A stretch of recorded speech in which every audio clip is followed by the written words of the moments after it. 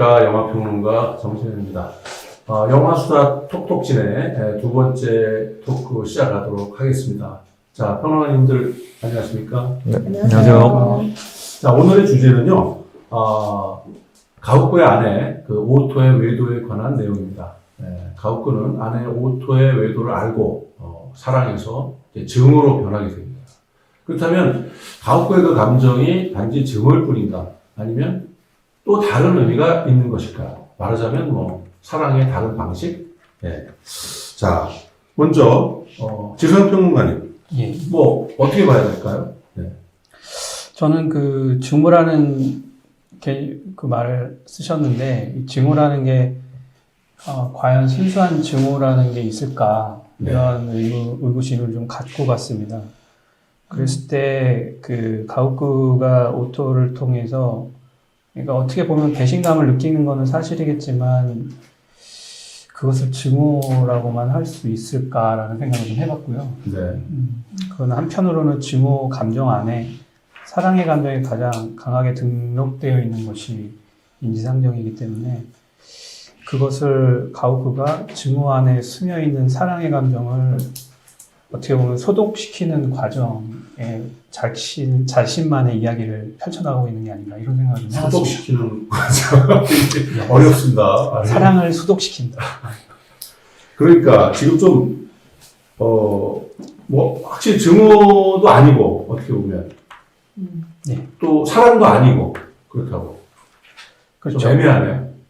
그렇죠. 그런데 이게 정신분석적인 개념으로 말을 하자면, 네. 일단, 증오라는 차원에서, 그러니까는 그 가옥구가 가지고 있는 증오라는 것은 어떻게 보면은 자신의 어떤 소망을 감추려는 하나의 거짓말이 아닌가. 예. 그러니까 소망이라고 하면은 예를 들어 이런 거죠. 가옥구가 오토가 바람을 폈으면 하는 마음, 아니면은 가옥구의 입장에서는 오토가 다른 사랑을 찾아 떠났으면 하는 마음이 그 안에 있지 않았을까라는 생각을 해보는 거죠. 아, 네. 굉장히 애매하지만은 그런데 뭔가 그래도 좋은 거는 아니네요. 좋은 뉘앙스는 아니에요. 뭔가 떠나기를 바란다. 뭔가 어떤 원망이 서려 있는. 네. 그런데 그 오토 입장에서는 그거를 가오코에게 이미 바라고 있다라는 것을 암묵적으로 인지를 해줬을 가능성도 있다고 봅니다. 아, 그래서 그게 저는 그 칠성량어라는 표현에서 나온 거라고 생각하고 있고요. 알겠습니다. 일단은 그 정도로 하고요. 자, 그 다음에 네. 정우성 평론가님 어떻게 보십니까? 자, 일단 되게 사랑하잖아요. 근데 이제 증오로 변한단 말이에요. 네. 네, 그거 어떻게, 단지 증오일 뿐인가 아니면 또 다른 사랑의 방식인가? 진화 평론의 말씀처럼, 이게 감정이라는 게 사실 이렇게 딱 떨어져서 얘기를 할 수가 없는 거다 보니까, 사랑을 하면서도 증오할 수도 있고, 증오하면서도 사랑할 수 있다고 생각을 해요. 근데 이 주제에서 이제 딱 둘 중에 하나로 얘기를 해야 된다고 하면 당연히 이제 사랑하고 있다고 생각을 합니다. 아, 그렇습니까? 네. 사랑의 어떤 다른 방식이다. 근데 표면적으로는 되게 증오하잖아요, 사실은. 네, 그렇죠. 근데 그래도 이제 증오하는 거를 사랑을 한다고 해서 증오를 안 하는 것도 아니고 증오를 한다고 해서 사랑을 안 하는 것도 아니기 때문에 네. 사랑을 하지만 저 사람의 어떤 부분은 증오할 수 있는 거고 어떤 부분은 사랑할 수가 있는 거기 때문에 네네. 그리고 실제로 영화 안에서 가오쿠 같은 경우는 이제 아내를 자기가 외도하는 거를 말을 할 거라고 생각을 하고 이제 아내가 할 말이 있다고 하니까 자기가 할 일이 없는데도 불구하고 차를 타고 나가잖아요, 오프닝에서. 네네. 이제 그거를 이제 괜히 아무 일도 없는데 여기저기 돌아다녔다가 돌아왔더니 아내가 이제 병으로 쓰러져 있는 걸 발견하고 나중에 이제 결말에서 얘기를 하는데 자기가 빨리 들어왔었다라면 얘기를 이제 마주했더라면 자기가 회피하지 않고 그 얘기를 하잖아요. 거기 죄책감을 느끼는 거죠. 그리고 후회를 하는 거죠. 네. 사랑하는 사람이기 때문에. 네. 제가 사랑하기 때문에 그렇게 생각한다고 알겠습니다. 한번 생각합니다. 자, 그 다음에 이제 정재 평론가님도. 저는 솔직히 말하면 증오도 아닌 것 같고 사랑도 아닌 것 같다고 생각을 해요. 근데 사랑일 수는 있겠으나 증오가 될 수는 없다고 생각하는 게 증오라는 거는 되게 응축된 감정이잖아요. 근데 저는 가오쿠에게서 그런 응축된 감정을 일체 느끼지 못했고 이 영화를 포함해서 여기 나오는 소설, 연극 모든 어떤 그 이너 텍스트 안에서 엄청난 허무주의의 정서? 그런 네. 정조가 이 영화 전체를 이제 지배하고 있다고 저는 생각해요. 마지막에 아주 약간의 희망 외에는 다 모든 것이 허무주의라고 생각하는데 이 허무주의랑 증오는 완전 반대에 있는 개념이라고 네. 저는 생각을 해요. 그래서 절대 증오할 수가 없고 그리고 좀 솔직히 말하면 사랑도 저는 별로 그렇게 딱히 느껴지지는 않았어요. 아, 그렇습니까? 네네. 네. 근데 제가 이제 궁금한 거는, 만약에 증오하지 않았다면 왜 후회를 할까요, 가옥군은? 네, 그러니까 뭔가 본인은 사랑이라고는 하지만, 뭔가 그 증오심이 또, 그러니까 외간 남자들과 막 섹스를 하는 이런 거에 대한 굉장히 증오감을 저는 갖고 있었다고 보는데, 그래서 그런 부분에 대해서 그러나 마지막에 굉장히 후회를 하면서 이제 뭔가 증오와 연결된, 그러나 또 그렇지만은 또 사랑을 한 것이긴 한데, 그 사랑의 어떤 방식이 또 증오의 형태로 나타나는 것이기도 하고 그런 미묘한 관계가 있다고 보는 거거든요.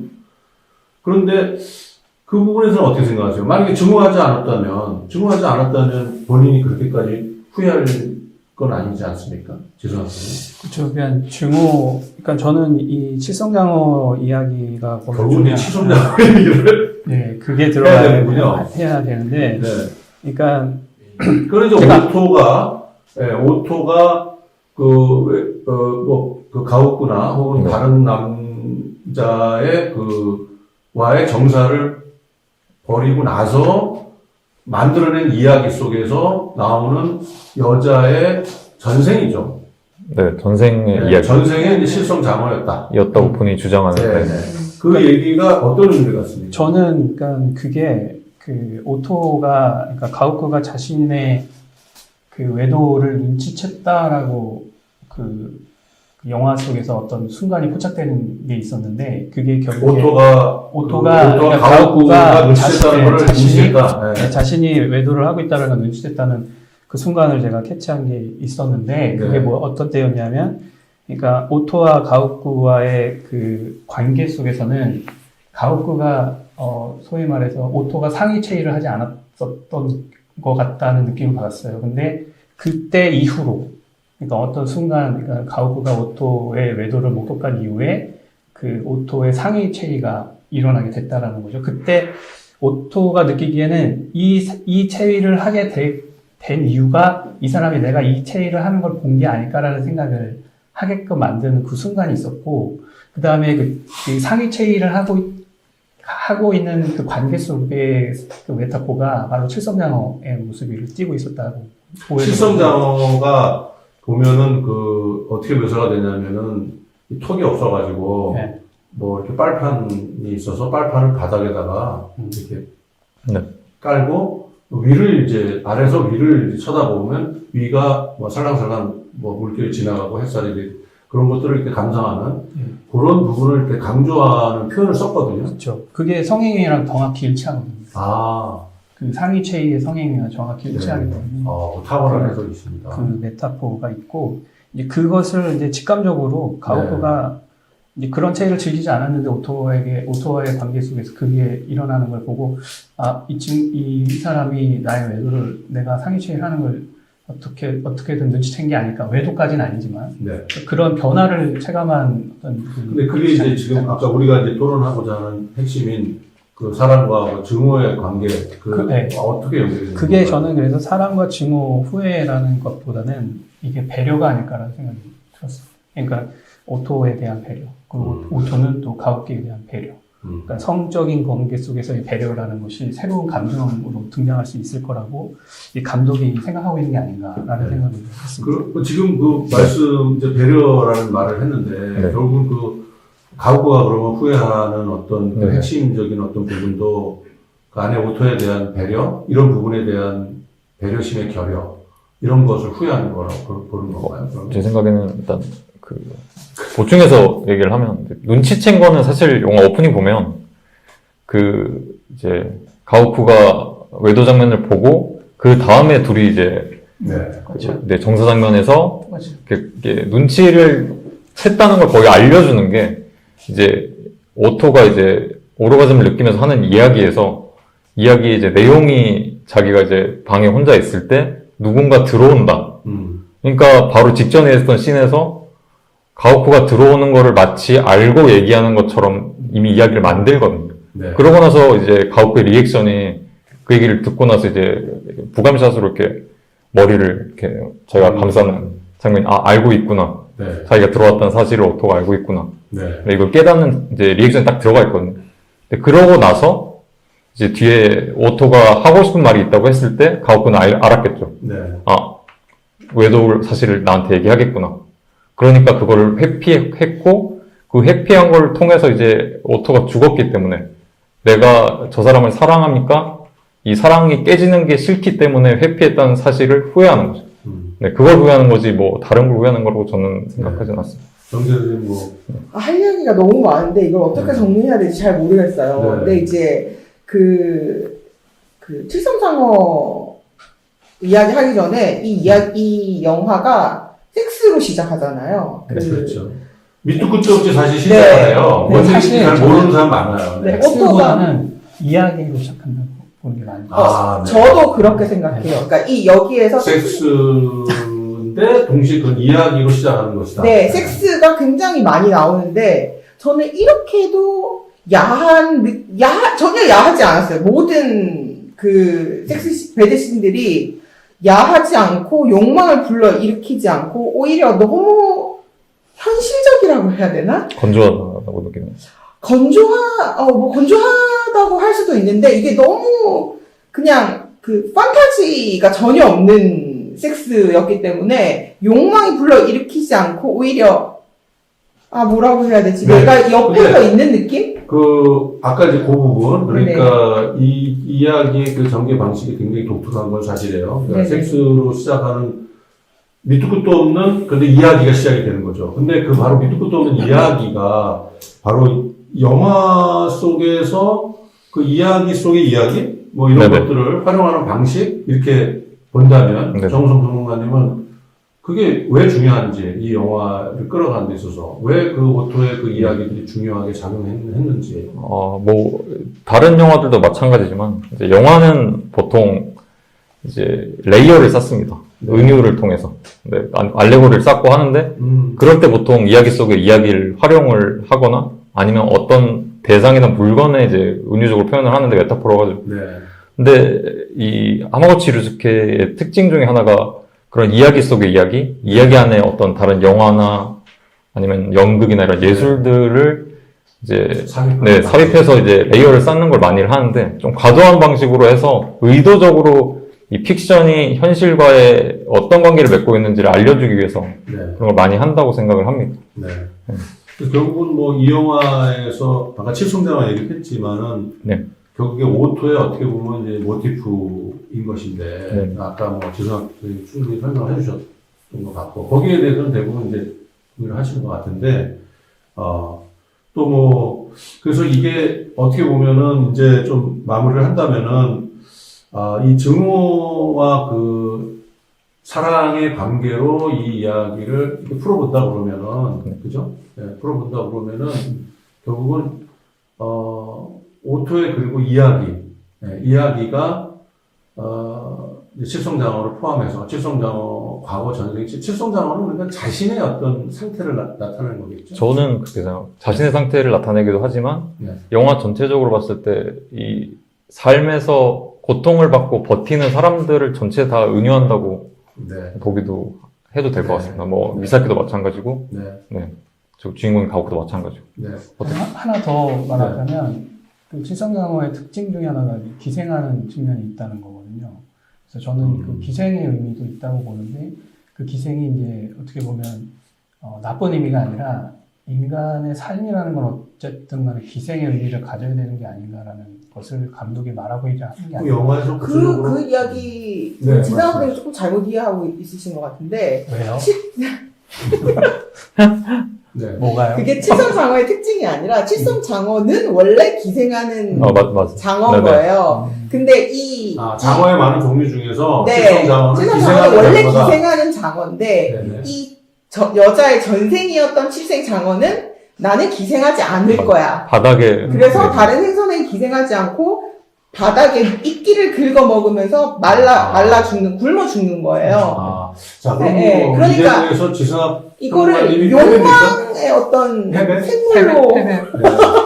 욕망의 생물로 읽어서는 안 될 것 같아요. 아. 예, 예. 패배를 인정하시죠. 욕망의 생물로 읽으면 안 된다는 거에 반박합니다. 그 욕망의 생물이다. 최선장원은 이건 섹스고 외도고 여성상이다. 그거는 이거라고 생각하시면. 그게 욕망이라고 얘기한다면 그건 아니고요. 일단 제가 말하고자 하는 것은 그렇군요. 칠성장고의 기생이라고 하는 것이라는 것은 맞다. 삶의 의지를 보여주는 거잖아요. 그러니까 어떻게든 살아야 한다라는 네, 그거와 그런 칠성장고의 부분도 있습니다. 기생의 네. 의미가 연결되는 지점이기 때문에 그것이 단순히 어떤 성적 욕망이라는 것과 직결된다고 보는 것은 조금 어쨌든 상상력이고 그 칠성장원은 어떻게든 살아야 된다가 아니라 네.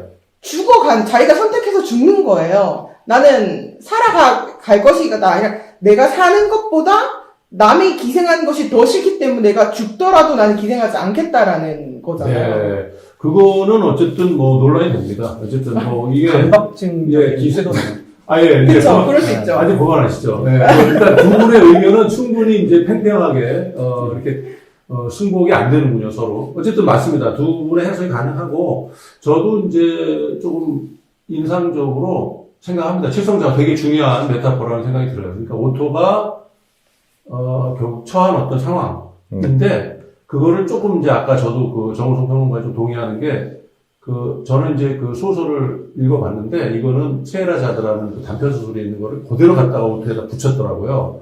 그러니까 유스케 감독의 어떤 독특한 개성이죠. 전혀 상관없는 두 얘기를 갖다 붙여가지고 오토의 캐릭터로 그걸 형성화했는데, 그게 사실은 어떻게 보면은, 이 영화가 얘기하려고 하는 정말 그 상실한 자의 그 슬픈 어떤 모습, 위를 이렇게 쳐다보면서 하늘하늘 거리는 그 물결이라든가 햇살이라든가 이런 거를 나른하게 이렇게 쳐다보는 어떤 그런 심정. 오토가 사실 그런 입장이었다는 것이고, 그런 부분이 이제 그 가옥구도 결국은 동화될 수밖에 없는, 그거를 이해해야 되는 어떤 이야기, 이런 쪽으로 이렇게 관객을 끌고 간다는 점에서 상당히 중요한 메타포였다는 생각인데, 상당히 어려운 메타포라는 생각이 들어요. 사실 한 번 봐가지고는 들어오지 않는 메타포고, 이 영화를 얘기할 때 두고두고 그것을 가지고 논쟁을 하는 걸 많이 들었는데, 오늘은 굉장히 생산적인 논쟁이었던 것 같아요. 제가 뭐 진짜 이야기를 하나 더 하고 네네. 싶은데 그 처음 이제 두 사람이 차 타고 가는 그 시퀀스에서 이제 남편이 이제 이런 이야기였다 이렇게 이야기하니까 오토가 나 뒤에 이야기 다시 빨리 쓰고 싶다고 뭐 쓸까 이렇게 하니까 가오크가 자기 이제 출장을 가야 되니까 이 오토가 글을 쓴다라는 거는 섹스를 한다는 거랑 같은 거잖아요. 섹스를 해야 글을 쓸 수 있으니까. 그러니까 이게 아까 말한 것처럼 이게 막 섹슈얼하고 에로스적인 그런 섹스가 아니라 이거는 그냥 이 사람의 생명력, 창조력 그 자체라고 생각해요. 여기 나오는 섹스는. 그래서 이제 기다려 달라는 식으로 이제 가오쿠가 이야기하죠. 이 말은 이 차는 내 방식대로 내가 운전할 거야. 이거는 나만 운전할 수 있어. 라는 거랑 비슷하게 오토의 섹스, 오토의 창작을 이 가오쿠가 기대하는 거죠. 근데 이제 사실 오토가 저는 뭐 불륜이나 배신 이런 것보다는 이 여자의 창작력 뒤에 이야기가 궁금해서 잤을 거라고 저는 생각하거든요. 그래서 이제 그 점이 저는 조금 재미있었어요. 재미있어가지고 그 가오쿠가 나중에 되게 상실감을 느끼잖아요. 근데 이 상실감이 저는 뭐라고 해야 되지? 금기시 되는 것을 한 그런 불륜이라든지 뭐 법적인 뭐 아니면 뭐 부부 사이의 의리의 문제가 아니라 자기가 통제하지 못하는 것. 이미 탈주한 것. 근데 탈주했는데 그 탈주가 가지고 있는 그 창작이라는 세계가 자기보다 너무 거대해서 이 사람이 이거를 제어하지 못하는 네. 여기에 대한 상실감이라고 저는 알겠습니다. 보여졌어요. 지금 이게 사실은 얘기가 좀 너무 길어질 것 같아서 우리가 이야기에 대한 거를 다음 토론에서 이어서 하도록 하겠습니다. 그래서 오늘 이제 그 칠성자가 중요한 얘기를 오늘 충분히 했고요. 그래서 오늘은 여기서 마치는데 두 번째 토크 가옥부의 아내 오토의 외도에 대해서 토론했고요. 다음 토크는 우리가 이제 정말 이야기의 밀도, 서사에 관해서 본격적으로 얘기를 해보려고 합니다. 그래서 서사가 되게 뭐 지루하다고 얘기하는 사람도 있고, 또 거꾸로 또 밀도가 있고 나름대로 긴장감이 있다 이렇게 얘기하는 사람도 있는데, 그런 부분에 대해서 좀 다음 시간을 기대하면서 오늘 토크 마치겠습니다. 출연해주신 그 평론가님들 수고하셨고요. 시청자 여러분들 다음 토크에서 뵙도록 하겠습니다. 다음 시간까지 안녕히 계십시오.